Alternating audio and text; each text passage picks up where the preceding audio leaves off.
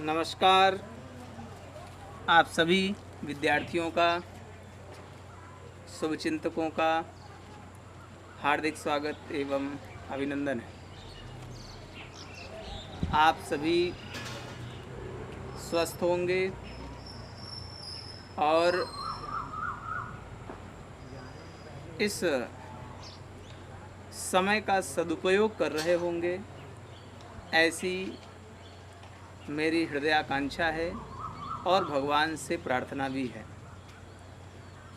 आज हम लोग कक्षा 9, 10, 11, 12 में गए छात्रों को कौन सी किताबों का अध्ययन करना चाहिए, किन किताबों का अध्ययन करने से उनकी समझ विकसित होगी, फ़ायदा मिलेगा और भविष्य के प्रतियोगी जीवन में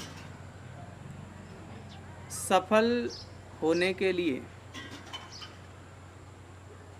उपयोग होगा, उन किताबों के बारे में आज हम लोग जानने वाले हैं। ध्यान से सुनिएगा। यह समय भले ही लॉकडाउन का है, लेकिन समय बीतेगा, नया सवेरा होगा जब हम कुछ नवीनताओं के साथ, कुछ नई विविधताओं के साथ, कुछ पुरानी बातों को लेते हुए और कुछ पुरानी बातों को छोड़ते हुए भी आगे बढ़ेंगे और उस नए सवेरे में फिर से हमारा जीवन उन्हीं आधारभूत सिद्धांतों को लेकर आगे चलेगा, क्योंकि वही एकमात्र तरीका है। मैं आपको इस संदर्भ में एक कहानी सुनाऊं। एक राजा था, उसके राज्य में अकाल पड़ा। अकाल पड़ा तो दूसरे राजा के मंत्रियों ने कहा युद्ध भी कर दीजिए, अभी तो कमज़ोर भी शासक है। युद्ध भी हो गया, किसी तरीके से युद्ध जीता गया। घर में समस्या हो गई, वारिस बंटवारे के लिए लड़ने लगे। तो राजा काफ़ी व्यथित था। तो राजा अपने मंत्री के पास गया, कहा इस दुख से उबरने का साधन क्या है? काम तो मैं कर ही रहा हूँ, अकाल पड़ा, मैं गरीबों को भोजन दे रहा हूँ, अपने अन्न के भंडारे मैंने खोल रखे हैं, युद्ध भी हमने अपनी ताकत से लड़ा और जीत कर दिखाया भी है, पुरुषार्थ तो हम कर ही रहे हैं, सभी वारिसों को उनके योग्य अधिकार भी मिल जाएंगे, पद भी मिल जाएंगे, वह भी बात नहीं, लेकिन इन सब घटनाओं से मेरा मन व्यथित हो रहा है। इस चिंता से उबरने का साधन क्या है? तो मंत्री ने एक बात बहुत ही स्पष्ट शब्दों में कह दिया, जो है तो बहुत छोटी, लेकिन मेरे स्वयं के जीवन में उसका बहुत योगदान है। तो मंत्री ने उत्तर दिया कि राजन, केवल एक बात ध्यान रखें, जब वक्त बुरा हो अथवा अच्छा हो, इतना ध्यान रखिएगा, यह दिन भी बीत जाएगा। जब आपका समय सही नहीं चल रहा है, आपकी परिस्थितियां आपके अनुकूल नहीं हैं, तो बस केवल यह समझिए कि यह दिन बीत जाएगा और वह समय आएगा जब हम आगे बढ़ेंगे। इस सोच के साथ ही प्रतिकूलताओं का सामना किया जा सकता है। आप प्रतिकूलताओं से लड़िए नहीं, उलझिए नहीं और उसके डर से अपने काम को रोकिए नहीं, आगे बढ़ते रहिए। कुछ लोग क्या होते हैं कि अरे हमको घर वाले पैसा नहीं दे रहे, पढ़ नहीं पा रहे हैं, समस्या बताते हैं, हो सकता है सही भी हो, लेकिन फिर भी अपना काम करते रहना है। आपके पास स्वयं की किताब नहीं है, दूसरे से किताब लीजिए, दूसरा नहीं देता, तीसरा, हजारों उदाहरण हैं, हजारों ऑप्शन हैं, उनसे किताब लीजिए, पढ़िए। अगर पढ़ने की इच्छा है तो हमारी ही किताब हो, यह धारणा सही नहीं है।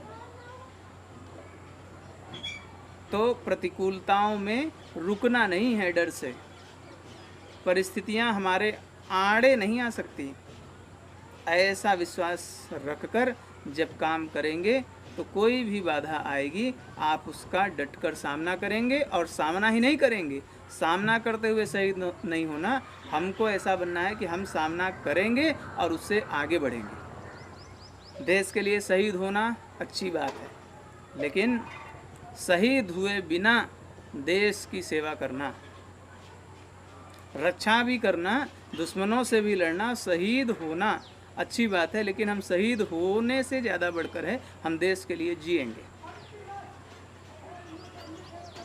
एक कवि ने कहा है, तेरे लिए जिएंगे तेरे लिए मरेंगे। मेरा देश को संदेश है, देश से मेरा वादा है, तेरे लिए जिएंगे, अपने रक्त के कण कण को समर्पित कर देंगे, जिएंगे तेरे लिए। जो कुछ भी खाया पिया सब यहीं से लिया, यहीं का पाया, और उस हेतु से मैं उसका ऋण चुकाने के लिए बाध्य भी हूँ और यह मुझे ध्यान भी है। ऐसा भाव होना चाहिए। परिवार का ऋण है, छोटे से बच्चे होने पर परिवार विभिन्न प्रकार से हमारी सहायता करता है। माँ तो पालन करती ही है, दूध पिलाती ही है, लेकिन आप जब माँ व्यस्त थी तो आपको गोदी में कौन खिलाया? तो परिवार का ऋण है। समाज का ऋण है, धरती ने विभिन्न प्रकार के आपको फल फूल सब्जियां उपलब्ध कराई, कोई राग कोई द्वेष नहीं, आप हरी सब्जियां खाए, पीली सब्जियां खाए, फल खाए, धरती ने अपना काम किया। आपका ऋण है धरती पर, धरती ने आपके ऊपर ऋण रखा है, उसको उतारने का समय है। किस तरीके से करेंगे ये आप लोग अपने से तय कीजिए। तो मैं कह रहा था आज मेरा जो वीडियो है वो प्रतिकूलताओं से हम आगे कैसे बढ़ें और आगे बढ़ते समय हम किन बातों का ध्यान रखें, खासकर पढ़ाई के समय, इस संदर्भ में है। जैसे हमारी पढ़ाई अच्छी हो तो उसके लिए जो पढ़ाई की सहायक चीज़ें हैं वो अच्छी होनी चाहिए, और पढ़ाई की सबसे अच्छी सहायक कौन सी चीज़ है? वह है किताब। तो कौन सी किताब पढ़ें, ऐसा मन में प्रश्न उठता ही है। भिन्न भिन्न लोग भिन्न भिन्न कारणों से प्रभावित होकर छात्रों को भिन्न भिन्न किताबें चलाते हैं। अगर सबके मत एक होते, सबके लाभ अलाभ की चिंता न होती, तो सभी लोग वही किताब बताते जो अच्छी होती। लेकिन कुछ लोगों के स्वार्थ हैं, कुछ लोगों के लोभ हैं, लाभ भी है, और हेतु अन्य प्रकार से भी हो सकते हैं। प्रेम का भी हेतु हो सकता है, प्रेम भाव भी हो सकता है, व्यवहार भी हो सकता है। उस नाते से भी कुछ लोग अन्य प्रकार की किताबें आपको रेकमेंड करते हैं और आप लेते हैं। फिलहाल कौन सी किताबें अच्छी होती हैं इस पर मैं चर्चा करता हूँ, ठीक है ना? आगे बढ़ें, चलिए। तो सबसे पहले मैं गणित की किताब की बात करूँगा, ध्यान से सुनिएगा। कक्षा 9, 10, 11 व 12, कक्षा 9, 10, 11 व 12 के लिए किताब की दृष्टि से देखें तो NCERT का पाठ्यक्रम उचित हो सकता है, लेकिन जो किताब अभी हिंदी मीडियम में चल रही है मैं उसको सही नहीं मानता। पाठ्यक्रम सही हो सकता है, विषय वस्तु सही नहीं है, इसमें कोई संदेह मेरी ओर से नहीं है। लोगों के भिन्न भिन्न विचार हो सकते हैं, ठीक है ना? तो फिर कौन सी किताब लें? मेरे मन में भी एक दुविधा है कि अगर मैं कोई किताब बता दूं उसमें 1-2 चैप्टर थोड़ा हल्के, लेकिन जब बात बुरे की चुनने की हो, अच्छा कोई दिख न रहा हो, तो हम कम बुरे को चुनते हैं। ये ध्यान रखिएगा, छोटी बात है लेकिन सबसे महत्वपूर्ण बात, जब आपको बुरी चीज़ों में से चुनाव करना हो। आलू खराब है, पेड़ से गिरे हुए आमों के छल्ले पड़े हुए हैं, तो आप उसमें से क्या चुनेंगे? जानते हैं कि यह दागी है, पेड़ से गिरा है, टूटा फटा होगा ही, तो आप उसमें से जो कम दागी वाला है उसको चुनते हैं, जो कम खराब है उसको चुनते हैं। तो जिसमें अधिक चैप्टर्स सही हैं, विस्तृत है, अच्छे रूप से हैं, सवाल की दृष्टि से सही है, थ्योरी की दृष्टि से सही है, ऐसी किताबों को मैं आपके सामने बताने वाला हूँ। तो कक्षा 9, 10, 11, 12 यही मेरे लिए मुख्य है। सबसे पहली चर्चा गणित की किताब के लिए। तो गणित में आपको एक बुक आती है बालाजी प्रकाशन की, बालाजी प्रकाशन की आती बुक। तो आप 9, 10, 11 व 12 के मैथ के लिए बालाजी प्रकाशन की बुक देख सकते हैं। हिंदी मीडियम वाले छात्र, इंग्लिश मीडियम वाले छात्र, इंग्लिश मीडियम वाले छात्र इंग्लिश मीडियम में ही आर.डी. शर्मा नाम से एक किताब आती है, उसका अध्ययन करें। तो मैथ की बात हो गई 9, 10, 11, 12 के छात्रों एवं छात्राओं के लिए कि आपको गणित के लिए बालाजी प्रकाशन लेनी है, चाहे वह हिंदी मीडियम के लड़के हों अथवा इंग्लिश मीडियम के। हाँ, अगर आपको नॉलेज का लेवल ऊपर बढ़ाना है, आपको तैयारी का स्तर ऊपर करना है, तो आपको आर.डी. शर्मा की बुक लेनी चाहिए। हिंदी माध्यम के छात्रों के लिए भी किताब का वह संस्करण जो आर.डी. शर्मा द्वारा प्रेषित है वह लाभकारी होता है, हो सकता है। ठीक है, उसमें सवालें ज़्यादा हैं, थ्योरी का क्षेत्र व्यापक है। ज़्यादा सवालें करने से क्या होगा? ज़्यादा सवालें करने से अभ्यास बनेगा, और अभ्यास करेंगे तो रुचि आएगी, और रुचि से क्या होगा? मनोबल होगा, और उसी मनोबल के सहारे ही दुनिया में जितने भी बड़े कार्य हैं केवल मनोबल के सहारे किए जाते हैं। तो अगर आपको गणित में अपनी समझ विकसित करनी है, सिद्धांत क्लियर रखने हैं, तो आपको अभ्यास करना होगा, और उस अभ्यास को उपलब्ध कराने का कार्य इस किताब ने, बालाजी प्रकाशन ने किया है।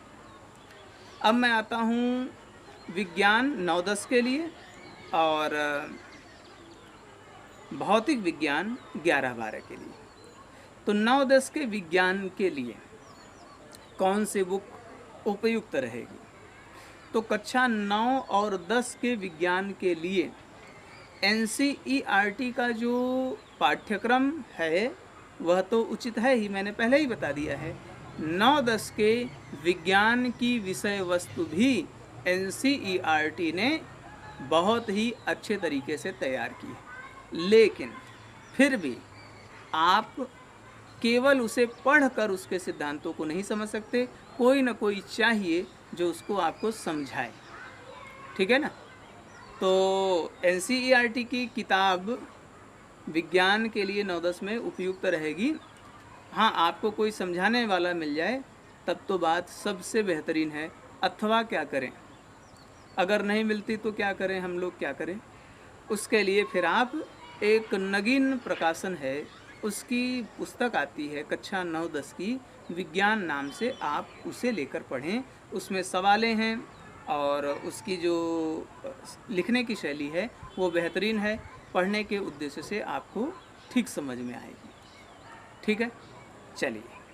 तो 9, 10 का विज्ञान हो गया, नगीन प्रकाशन। 9, 10 का मैथ हो गया, बालाजी प्रकाशन। अभी 9, 10 की ही चर्चा कर लेते हैं।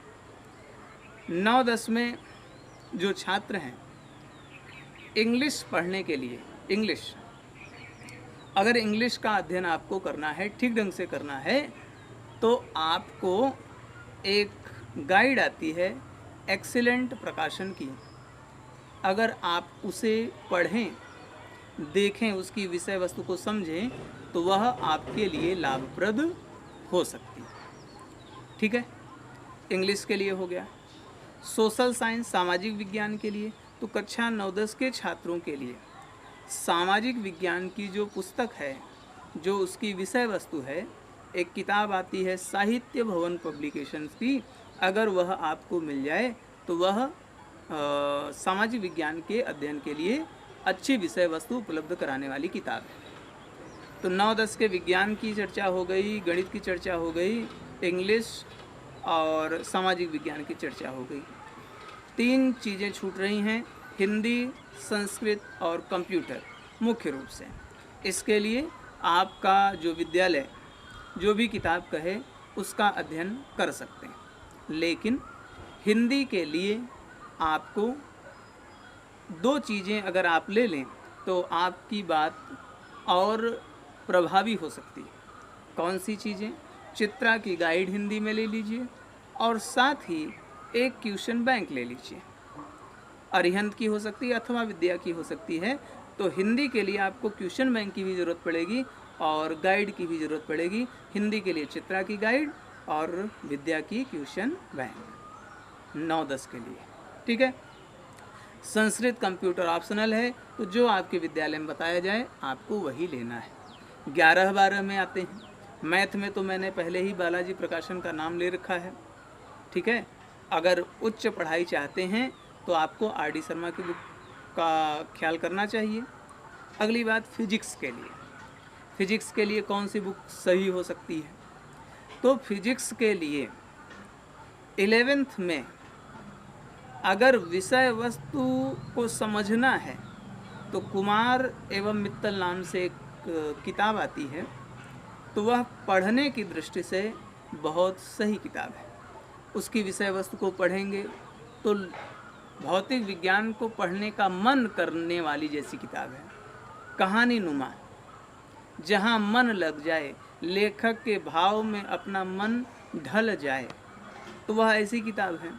हाँ, अगर आप थोड़ा सा और शार्प होना चाहते हैं तो उसी समय उसी कक्षा 11 के लिए आपको बालाजी प्रकाशन भी एक किताब उपलब्ध कराती है। उसमें प्रश्न ज़्यादा हैं, सैद्धांतिक चीज़ें ज़्यादा हैं, लेकिन कुमार मित्तल का अध्ययन करेंगे, आपके विचार क्लियर होंगे, कॉन्सेप्ट क्लियर होंगे, तो बालाजी प्रकाशन की किताब को समझने में आपको आसानी हो। तो कुमार मित्तल की किताब पढ़ना ही है, पहले समझना होगा, तब तो आगे बढ़ेंगे। जब समझ विकसित हो जाएगी तो कठिन से कठिन चीज़ भी समझ सकते हैं, पढ़ सकते हैं, हल कर सकते हैं, है ना। चलिए, 12 की फिजिक्स के लिए 12 में अभी राजीव प्रकाशन ने एक किताब बनाई है। राजीव प्रकाशन ने एक किताब कक्षा 12 के लिए फिजिक्स के लिए डिजाइन की है, जो पिछले संस्करणों से काफ़ी भिन्न है, काफ़ी अच्छी। तो अभी मैंने देखा, इसलिए मुझे लगता है कि कक्षा 12 के विद्यार्थियों को भौतिक विज्ञान के लिए राजीव प्रकाशन की बुक को पढ़ना चाहिए, ध्यान देना चाहिए। केमिस्ट्री के लिए और हिंदी इंग्लिश के लिए ये 3 चीज़ें रह गई। हिंदी के लिए पुनः वही सुझाव है, क्या? चित्रा की गाइड 11-12 दोनों के लिए चित्रा की गाइड, इसी की क्वेश्चन बैंक और गाइड एक ही रहेगी तो विषय वस्तु में भिन्नता मिलने की संभावना नहीं है। इसीलिए मैं दोनों को अलग कहता हूँ। चित्रा की आप गाइड ले लीजिए, विद्या की क्वेश्चन बैंक ले लीजिए, अथवा अरिहंत की क्वेश्चन बैंक ले सकते हैं, ठीक है। हिंदी की बात हो गई। इंग्लिश के लिए आप एक्सीलेंट प्रकाशन की गाइड लें, ठीक है। क्वेश्चन बैंक लें अथवा न लें, लेकिन गाइड जरूर लें एक्सीलेंट प्रकाशन की। केमिस्ट्री की कौन सी बुक सही रहेगी? तो केमिस्ट्री की एक चित्रा एक्टिव की बुक आती है, जिसे आर.पी. सिंह जी ने लिखा हुआ है। उसके बारे में काफ़ी अच्छा सुनने को मिलता है, इसलिए मैं आपको वही सजेस्ट करता हूँ। हाँ, आप कंपटीशन की दृष्टि से देखेंगे तो एक पी बहादुर करके भी किताब आती है, वह भी देख सकते हैं। बालाजी प्रकाशन आती है, वह भी देख सकते हैं। तो यहाँ पर आपको ऑप्शन हैं। मैं यहाँ ज़्यादा ऑप्शन क्यों दे रहा हूँ? क्योंकि मेरा मुख्य विषय गणित और भौतिक विज्ञान है, इसलिए मैं इन पर आपको सिंगल बुक ही रेफ़र कर रहा हूँ। लेकिन केमिस्ट्री मेरा मुख्य विषय नहीं है। जो सुनने को मिला है जिन किताबों के बारे में, चित्रा एक्टिव बालाजी प्रकाशन और पी बहादुर की, वो मैंने आपको बता दिया है। तो किताबों के बारे में काफ़ी आपको जानकारी हो गई कि किन किताबों से हमको पढ़ना चाहिए, ये मैंने आपको बता दिया। हाँ, कोशिश करिए नोट्स अपने से बनाइए, कोशिश करिए नोट्स अपने से बनाइए और रोज़ का रोज़ पढ़ते जाइए, रोज़ का रोज़ पढ़ते जाइए और सब कुछ पढ़िए। किसी दिन आएगा जब मैं अपने जीवन संघर्ष के बारे में आपको बताऊंगा, तो वहाँ मैं आपको दिखाऊंगा, बता भी दे रहा हूँ कि कक्षा 10 में पहली बार बोर्ड परीक्षा होती, 12 में दूसरी बार। और मैं जब पढ़ रहा था 2007 में कक्षा 10 में, 2009 में कक्षा 12 में, तो सभी विषयों में मेरे डिक्टेंशन था। डिक्टेंशन माने सम्मान सहित उत्तीर्ण, इसको कहते हैं। असम्मान सहित उत्तीर्ण किसे माना जाता है? जो हर विषय में 75 नंबर पाए। तो कक्षा 10 में 6 विषय होते हैं, जानते ही हैं, है ना। गणित, विज्ञान 2 विषय हो गए, हिंदी अंग्रेजी 4 विषय, संस्कृत सामाजिक विज्ञान 6 विषय हो गए। तो इन सभी विषयों में डिक्टेंशन, कहने का अर्थ क्या है? इंटर में भी 5 विषय होते हैं, उसमें भी डिक्टेंशन, है ना। फिजिक्स, केमिस्ट्री, मैथ, हिंदी और इंग्लिश। तो डिक्टेंशन का मतलब यह है कि अगर मैं सभी विषयों पर बराबर से ध्यान न देता तो किसी में हमारे कमज़ोर पड़ जाने की संभावना होती है। उस संभावना से बचना चाहिए। तो एक ही चीज़ पढ़ें यह उचित नहीं है, हमको सब पर बराबर ध्यान देना है। हाँ, जिसकी विषय वस्तु ज़्यादा है उस पर ध्यान ज़्यादा देना, बिल्कुल न देना और एकदम से देना, ये गड़बड़ है। कुछ लोग मैथ की सवाल लगाते, दिन भर मैथ की सवाल, दिन भर फिजिक्स की सवाल, केमिस्ट्री को गौड़, हिंदी इंग्लिश तो छूते भी नहीं। इससे बचना चाहिए। हिंदी में जीवनी ही पढ़िए, एक ही रस तैयार करिए, एक ही छंद तैयार करिए, एक ही अलंकार तैयार करिए, 5 मुहावरे तैयार करिए, 5 पर्यायवाची, 5 विलोम। लेकिन हम हिंदी में एक काम करेंगे, हम 150 विलोम याद करेंगे, लेकिन इसके लिए हम 5-5 करके 30 दिन में। ऐसे पर्यायवाची, ऐसे ही अनेकार्थी, वाक्यांश के लिए एक शब्द, जिसके पास कुछ न हो अकिंचन, ऐसे विभिन्न चीज़ों के आप वर्गीकरण कर लीजिए। हम 5-5 रोज़ लिखेंगे, 5-5 याद करेंगे, 10-10 लिखेंगे, 10-10 याद करेंगे। और एक्सीलेंट की जो मैं इंग्लिश की गाइड बता रहा था, उसमें व्याकरण बहुत अच्छा दिया है, उसमें ज़्यादा सवालें आपको मिल जाएंगी, ज़्यादा आप क्वेश्चन आंसर कर सकते हैं, एक्सरसाइज ज़्यादा है, ठीक है ना। तो सभी किताबों के बारे में कक्षा 9 से 12 तक मैंने विज्ञान वर्ग के लिए आपको बता दिया है। आशा है और उम्मीद है और अनुभव भी है इस बात के लिए कि इन किताबों से पढ़ने पर आपको निश्चित ही फ़ायदा मिलेगा, ठीक है। इसी आशा विश्वास के साथ आपको फिर से धन्यवाद ज्ञापित करता हूँ। हाँ, किसी विषय पर अगर आप लोग जानना चाहते हों, ये कहना चाहते हों कि सर इस पर वीडियो बनना चाहिए और जानकारी चाहते हों, तो आप मुझे बिल्कुल व्हाट्सएप कर सकते हैं। मेरे यूट्यूब चैनल अभय प्रताप सिंह पर आप कमेंट लिखकर भेज सकते हैं, या 7518 इस व्हाट्सएप नंबर पर आप मैसेज भी व्यक्तिगत रूप से कर सकते हैं, ठीक है। हाँ, आपकी कोई व्यक्तिगत समस्या हो, किसी भी प्रकार की हो, मानसिक हो, शारीरिक हो अथवा अन्य प्रकार की हो, उसमें जो कुछ भी हमारी सहायता आप चाहते हों आप बताएं, निश्चित ही सहायता प्रदान करने की संपूर्ण कोशिश की जाएगी, निवारण किया जाएगा। एक बार फिर से आपके उत्तम स्वास्थ्य एवं उज्जवल भविष्य की हार्दिक शुभकामना के साथ मैं अभय प्रताप सिंह आप सभी को आज की संध्या पर हार्दिक शुभकामनाएं देता हूं। धन्यवाद।